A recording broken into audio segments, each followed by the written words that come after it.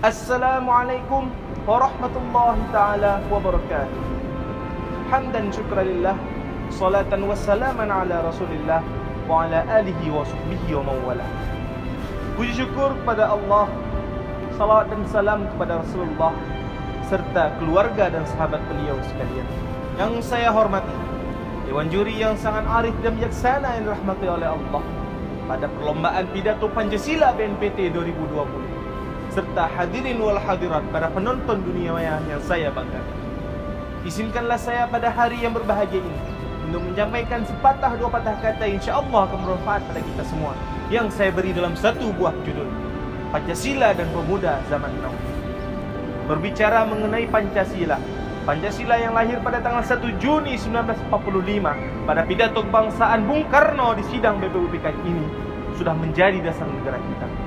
Ketuhanan yang Maha Esa, kemanusiaan yang adil dan beradab, persatuan Indonesia, kerakyatan yang dipimpin oleh hikmat kebijaksanaan dalam permusyawaratan perwakilan, serta keadilan sosial bagi seluruh rakyat Indonesia.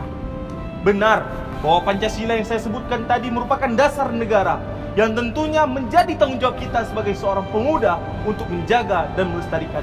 Sahabat seperjuanganku, ketahuilah bahwasanya Pancasila itu lahir berkat pertumpahan darah para pejuang yang telah lalu. Lantas, apakah kita ingin menghancurkannya? Di mana jiwa kepemudaan kita? Di manakah jiwa nasionalisme kita? Akankah sirna dengan berkembangnya zaman? Di era sekarang ini, di mana masa semakin berkembang dan teknologi semakin maju, seharusnya kita sebagai pemuda meningkatkan rasa cinta kita terhadap negeri ini. Di mana dalam sebuah hadis Rasulullah SAW telah bersabda, "Hubbul watanu minal iman." Mencintai tanah air adalah sebahagian daripada iman. Teman-temanku yang kucintai, marilah sama-sama kita sebagai seorang pemuda mewujudkan cita-cita bangsa yang telah diwariskan oleh leluhur kita dengan berbagai cara. Cara yang pertama, yang mana kita sebagai seorang pemuda harus menjadi agent of change atau agen perubahan. Kita bentuk perubahan-perubahan kecil menjadi perubahan besar, sehingga kita tunjukkan pada dunia bahwa Indonesia bisa dengan pemuda-pemuda yang cerdas dan bertakwa.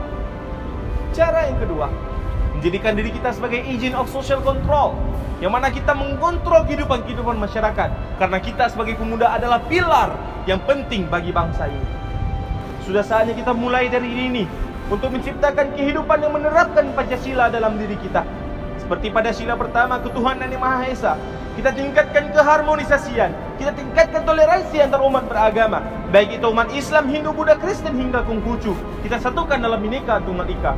Berikutnya, pada sila yang kedua, kita tingkatkan keadilan dan keberadaban mulai dari dini.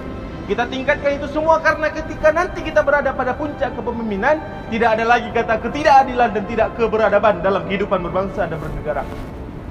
Dan sila yang ketiga, kita tingkatkan persatuan baik itu suku, ras, budaya, dan agama manapun. Kita tingkatkan dan kita satukan kembali dalam Bhinneka Tunggal Ika.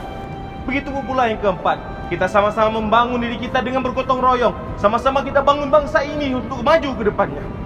Kita mulai dari diri kita. Kita mulai keadilan yang seadil-adilnya pada diri kita, sehingga nantinya bangsa Indonesia akan merasakan keadilan dari Sabang sampai Merauke. Marilah sahabatku sekalian, kita jadikan diri kita dengan moralitas dan akhlak yang terdapat dalam kandungan Pancasila sebagai pedoman untuk kehidupan kita nantinya. Mungkin hanya sampai sini saja yang dapat saya sampaikan. Segala kekurangan mohonlah dimaafkan, karena kelebihan hanyalah milik Allah Ta'ala dan kekurangan datang dari saya sendiri. Saya ingin menutup dengan sebuah pantun. Soekarno presiden pertama, Soeharto presiden kedua. Ayo bangkitlah pemuda, goncangkan dunia. Hei pemuda-pemudi Indonesia, berapa jumlahmu? Jawablah, kami hanya satu. Merdeka!